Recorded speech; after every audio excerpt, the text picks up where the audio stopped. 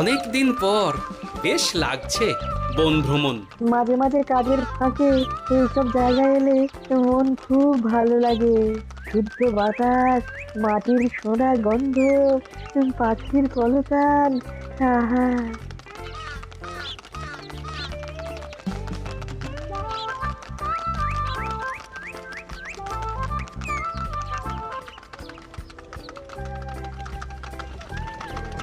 মহারাজের রথ থামছে।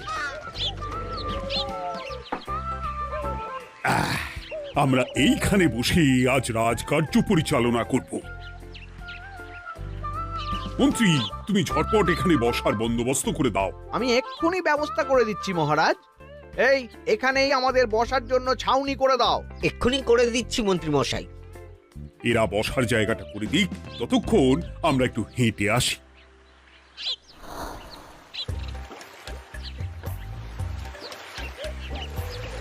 সকালবেলা হাঁটা শরীরের পক্ষে খুব ভালো মহারাজ।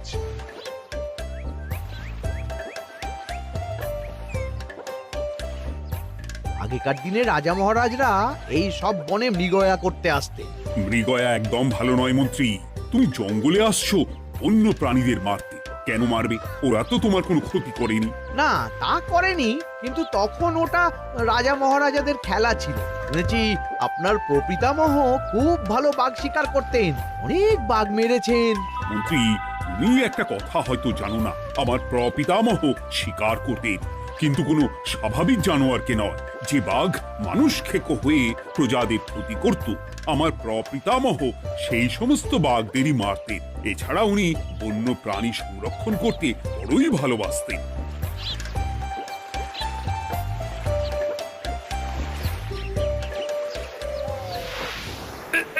উফ, এটা আবার কি? এই এটা আবার কোথা থেকে উড়ে এলো? কোথাও তো ঝড় হাওয়া কিছুই নেই।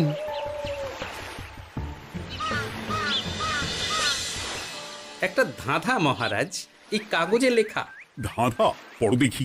জোয়ার ভাটা প্রভুর খেলা, ভাটা হবে হলে বেলা, ভাটা হলেই দেখা যাবে লাল রঙের এক পাথর পাবে, নদীর ধারে গর্ত করে যত্নে সাজাই কলস ভরে, হেথায় হোথায় ছড়িয়ে যাহা অন্ধকারে জলে তাহা, ঢুকলে চক্ষু ঝলসে যাবে, হাতের কাছে ঘন্টা পাবে, ঠিক ঘন্টা বাজলে পরে পড়বে ঝরে থরে থরে, ঘন্টা যদি হয় ভুল যেন তুমি হারাবে কুল, ঠিক ঘন্টা চিনতে হলে নকশা দেখো চক্ষু খুলে, সিন্দুক দেওয়ালে হাত দাও আসল ঘটনা জেনে নাও। ওরে বাবা, খুব দীর্ঘ ধাঁধা।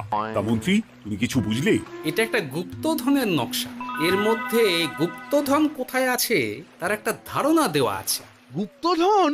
ওটা আমাকে পেতেই হবে, পেতেই হবে। দেখি দেখি একবার কাগজটা দাও।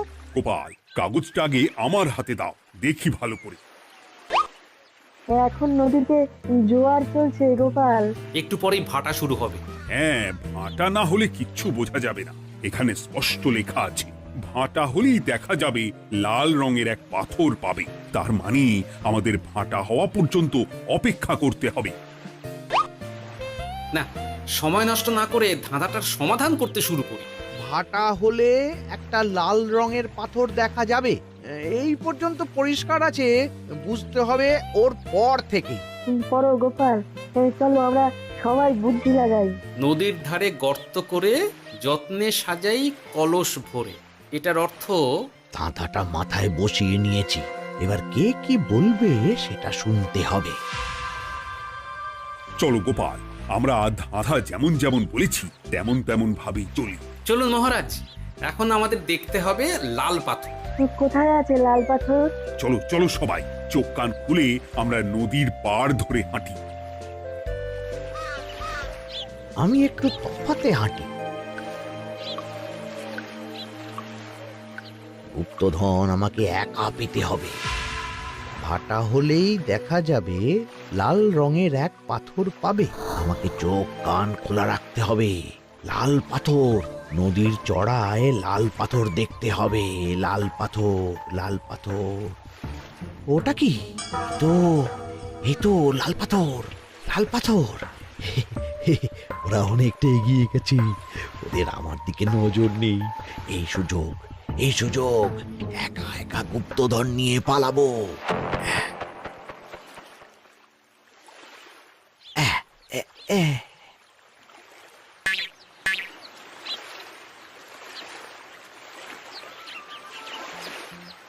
কি গো, আমরা তো হেঁটেই চলেছি, লাল পাথর তো কই দেখতে পাচ্ছি না। আরেকটু হাঁটতে হবে মহারাজ, গুপ্তধন বলে কথা, ওকে আর সহজে ধরা দেয়? সেটা অবশ্য সঠিক কথা। আচ্ছা, আমরা সবাই তো আসছি হেঁটে হেঁটে, মন্ত্রী মশাই গেলেন কোথায়? ও কি যে ঘটে! সত্যি তো, মন্ত্রী কোথায়? ও সেনাপতি, মন্ত্রীকে দেখেছো? কই না তো মহারাজ। তাহলে কোথায় গেলেন মন্ত্রী মশাই? এই জঙ্গলে বাঘ ভাল্লুক আছে, শেষে কিনা বাঘে নিল। হায় হায় হায়, মন্ত্রী গিন্নির কাছে আমি কি মুখ দেখাবো? হুম, বাঘ ভাল্লুকের পেটে যাবার লোক তো মন্ত্রী মশাই নন। ও গোপাল, কি ভাবছো? কিছু তো একটা বলো। এখন আমাদের মন্ত্রী মশাইকেই খুঁজতে হবে। তবে মন্ত্রী মশাই বাঘ ভাল্লুকের পেটে যায়নি। তুমি নিশ্চিত হচ্ছ কি করে? অত পেঁচালো মানুষকে বাঘ ভাল্লুক গন্ধ শুকেই ছেড়ে দেবে, হজম করতে পারবে না। না না না, এখন রসিকতা করার সময় নয়, আমাদের মন্ত্রীকে খুঁজে বার করতেই হবে। কোথায় গেল মন্ত্রী? চলো চলো, গুপ্তধন মাথায় থাক, চলো মন্ত্রীকে খুঁজি। আহ, মন্ত্রী কোথায় গেল কে জানে। একবার পুরো ধাঁধাটা ঝালিয়ে নি। ভাটা হলেই দেখা যাবে লাল রঙের এক পাথর পাবে। ভাটা হয়েছে, লাল রঙের পাথরের মাথায় চাপ দিয়ে গুহার মুখও খুলেছি। এবার এবার নদীর ধারে গর্ত করে যত্নে সাজাই কলস ভরে। এটাই তো ঠিক বুঝতে পারছি না।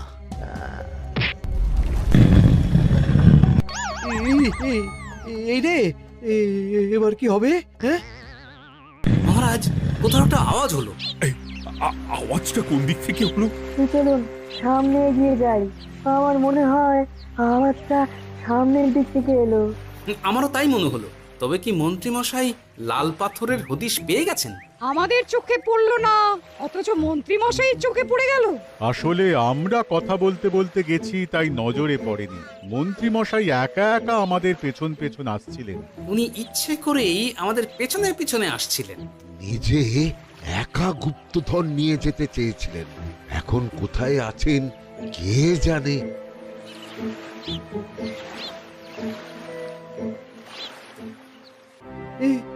অন্ধকারে কিছু দেখতে পাচ্ছি না তো। দাঁতাতে কি ছিল? হ্যাঁ, কি ছিল? হেথায় হোথায় ছড়িয়ে যাহা, অন্ধকারে জলে তাহা, ঢুকলে চক্ষু ঝলসে যাবে, হাতের কাছে ঘন্টা পাবে। পেয়েছি পেয়েছি, ঘন্টা ঘন্টা ঘন্টাটা পেতে হবে। ঘন্টাটা ঘন্টাটা ঘন্টা। ভাটা হলেই দেখা যাবে লাল রঙের এক পাথর পাবে, নদীর ধারে গর্ত করে যত্নে সাজাই কলস ভরে, হেথায় হোথায় ছড়িয়ে যাহা, অন্ধকারে জলে তাহা, ঢুকলে চক্ষু ঝলসে যাবে, হাতের কাছে ঘন্টা পাবে। ঠিক ঘন্টা বাজলে পরে পড়বে ঝরে থরে থরে, ঘন্টা যদি হয় ভুল যেন তুমি হারাবে কুল। ঠিক ঘন্টা চিনতে হলে নকশা দেখো চক্ষু খুলে, সিন্দুক দেওয়ালে হাত দাও আসল ঘটনা জেনে না। এবারে ভালো করে ঠান্ডা মাথায় ভাবতে হবে। ভাটা হলেই দেখা যাবে লাল রঙের এক পাথর পাবে। সেই লাল পাথরটাই তো খুঁজে পাওয়া যাচ্ছে না, অথচ মন্ত্রী মশাই খুঁজে পেলেন। আওয়াজটা কোথা থেকে আসছিল? এই কাছে পিঠে এই কোথা থেকে আওয়াজটা আসছিল।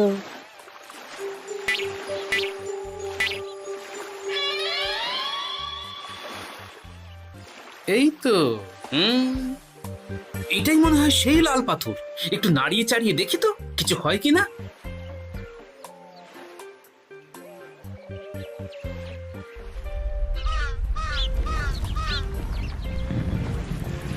এই তো, কাজ হয়েছে।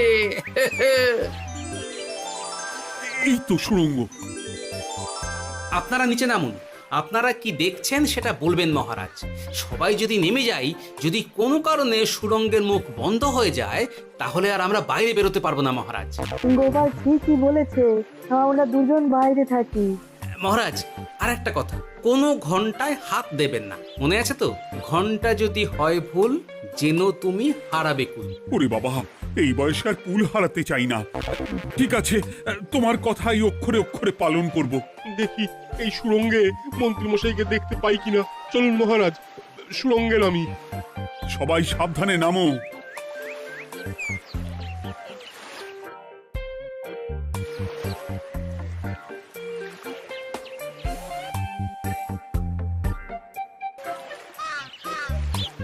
মহারাজ, ওখানে কি কি দেখতে পাচ্ছেন?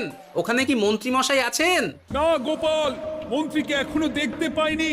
শুধু আমি এখানে অজস্র পাথর দেখতে পাচ্ছি। পাথরে পাথরে ছয়লাভ, ছোট বড় অজস্র। পাথরগুলো বড় অদ্ভুত, কিরকম কিরকম মানুষ মানুষ করুন। লম্বা বেটে হরেক রকম। মানুষ মানুষ গরম, সেটা কি রকম? আর কিছু? কোনো কলসি কি দেখতে পাচ্ছেন? কলসি তো দেখতে পাচ্ছি না।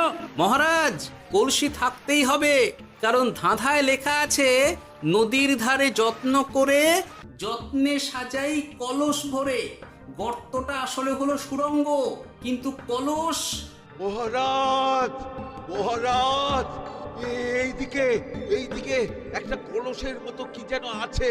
এইদিকে আসুন, এদিকে এদিকে। হ্যাঁ গোপাল, দেখতে পেয়েছি। এবার আমি যেরকম যেরকম বলবো সেই রকম সেরকমই করবেন। আমি বিজ্ঞানীকে নদী থেকে জল তুলে পাঠিয়ে দিচ্ছি। পাত্র কোথায় পাবে? আমাদের জল খাবার যে পাত্র আছে সেটা আনতে লোক পাঠাচ্ছি। ঠিক আছে। শুধু একটা কথা বলছি, আপনারা কেউই সুড়ঙ্গের ভেতরে কোনো কিছুতে হাত দেবেন না। কেন গোপাল? সব পরে বলবো, এখন আমি যা বলছি সেটা শুধু মনে রাখুন। সুড়ঙ্গের ভেতরে কিছুতে হাত দেবেন না। ঠিক আছে। প্রহরী, তুমি যাও, যেখানে আমাদের বসবার আয়োজন করা হয়েছে সেখানে গিয়ে একটা জলের পাত্র নিয়ে নদী থেকে জল ভরে নিয়ে এসো। গোপাল, মন্ত্রীমশাই কোথায় গায়েব হয়ে গেলেন? কোথাও গায়েব হয়ে যাননি বিজ্ঞানী, কোথাও গায়েব হয়ে যাননি উনি। উনি ওই সুড়ঙ্গের ভেতরেই আছেন। কিন্তু কেউ তো ওনাকে দেখতে পাননি। সম্ভবত পাথর হয়ে আছে।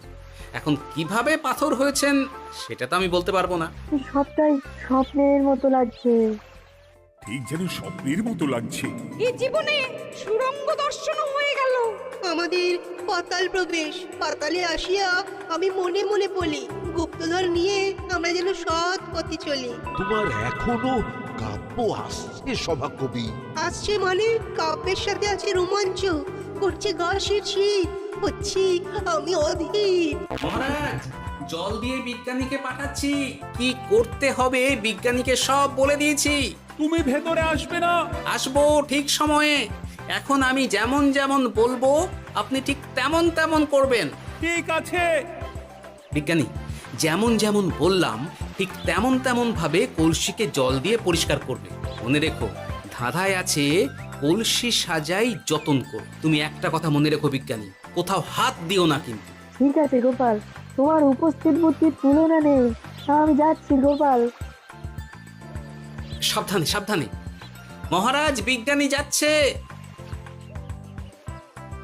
সাবধানে নামো, সাবধানে। মহারাজ, এই কলসিটা কোথায়? ওই তো, একটু সাবধানে যাও।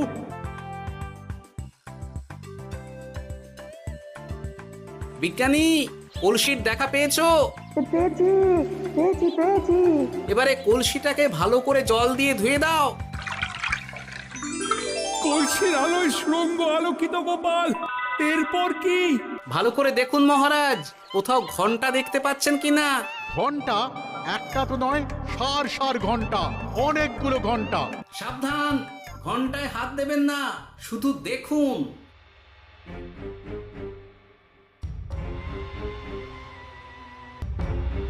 মহারাজ, আমরা গুপ্তধনের খুব কাছে চলে এসেছি। তাই নাকি? কি মজা, কি মজা! এবার খাবো ক্ষীরের গজা। আহ, সভাকবি চুপ করো। এখনো আমরা গুপ্তধন পাইনি। আমার মুখে দাঁড়িয়ে সবগুলো তারা আঁকা? বিজ্ঞানী, কোনো ঘন্টায় চাঁদের নকশা করা আছে কি? একটু দেখে বলো না। আমি আতস কাজ নিয়েই দেখছি, সব ঘন্টাতেই তারা আঁকা। খবরদার, কোনো ঘন্টাকেই ছোঁবে না। ঠিক আছে, কোনো কিছু না ছুঁয়ে আমি দেখছি। পেয়েছি গোপাল, চাঁদ আঁকার ঘন্টা পেয়েছি। ওই ঘন্টাটা বাজাও, বাজাও।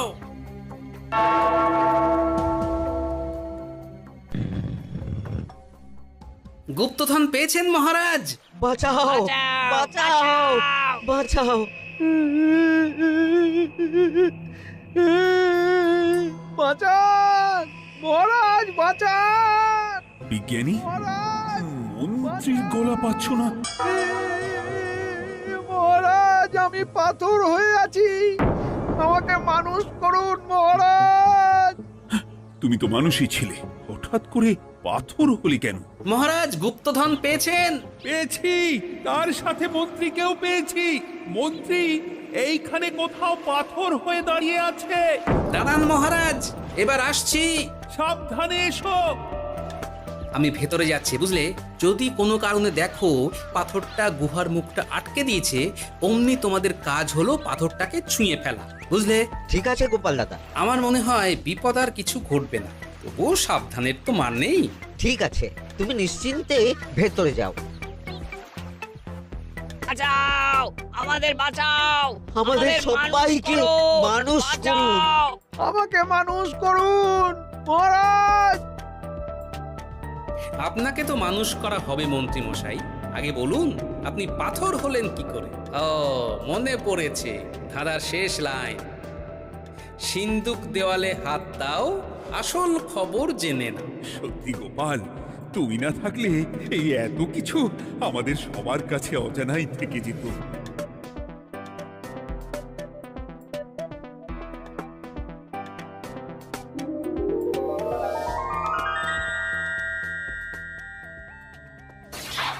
ধন্যবাদ আমাকে মুক্ত করার জন্য।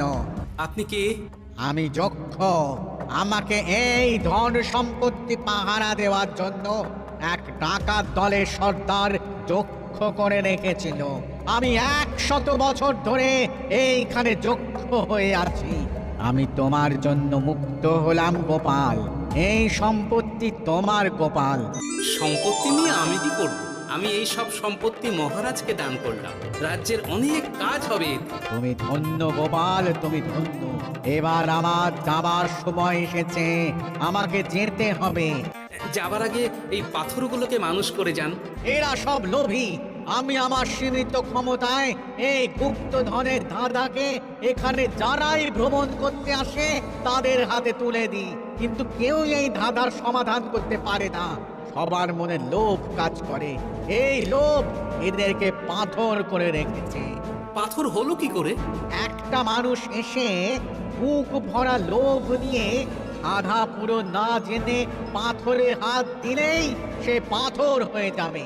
আমাদের আমাদের আমাদের ভুল ভুল হয়েছে, আর লোভ আর করবো লোভ না। করবো না। আমাদের বাঁচাও।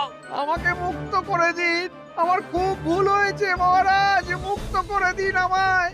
তুমি এখানে আগে এসেছিলে, তাই তো আগে এসে ভাবলে নিজেই একা একা গুপ্তধনকে হরপ করে দেবে। এদিকে তোমাকে না দেখতে পেয়ে আমাদের কত চিন্তা হচ্ছিল।